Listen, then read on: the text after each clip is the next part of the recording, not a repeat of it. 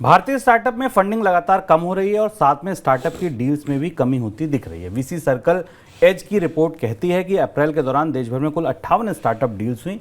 ये मासिक आंकड़ा 9 साल में सबसे कम है। सर, क्या बता रहे हैं आंकड़े, क्या हैं आंकड़े और फंडिंग क्या लौटेगी वापस स्टार्टअप में?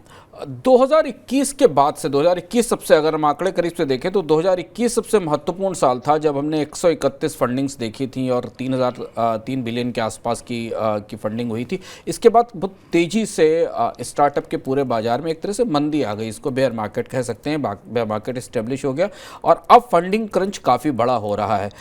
दो तरीके के काम स्टार्टअप स्पेस में हो रहे हैं जिसकी वजह से हमें स्टार्टअप से मिलने वाली नौकरियों में या उसमें कमी दिख रही है और नई नौकरियाँ तो नहीं आ रही। पहली चीज तो ये कि स्टार्टअप की में सेकंड लेवल की और थर्ड लेवल की फंडिंग्स नहीं आ रही हैं। जिन स्टार्टअप्स के आपस पहले लेवल की सीड लेवल की फंडिंग है वो तो उपलब्ध है, पर दूसरे स्तर की फंडिंग नहीं मिल रही है।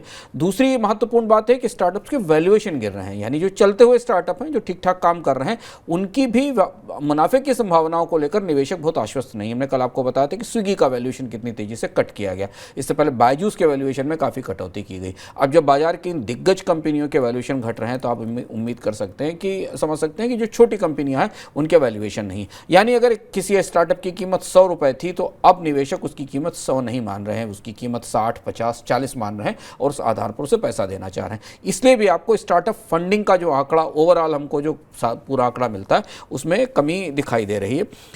हाल फिलहाल में भारत के कई सारे स्टार्टअप्स ने इस फंडिंग खत्म होने के बाद ले ऑफ शुरू किए हैं। मीशो में जैसे 251 लोगों कर्मचारियों को अभी हाल में ही निकाला गया। तो अगर ये फंडिंग का क्रंच या फंडिंग का विंटर जिसे कहें ये बराबर बना रहेगा तो हमें आने वाले कुछ महीनों में भारत में स्टार्टअप कंपनी में और तेज छंटनी दिखाई देगी।